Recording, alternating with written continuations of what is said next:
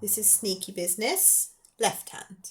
So here's middle C. We're on not the A below, but the A below that.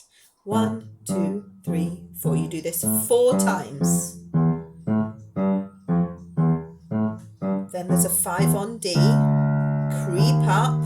3 on E. Swap to 4. Come up the sharps. Then do plinky plonk down twice. 5 on D. 4, 4, 1. Okay. Then the right hand. Thumb on A, below middle C. 1, 3, 5. Hold them on. 3 on F. 3, 4, 5, 5, 4 on the sharp. Back to A. 1, 3, 5. C and F. 5, 3, 5 and 1 to E. Hop. This is the karate chop. I'm going to do that a bit again. C and E. 2 down. This is it, hands together.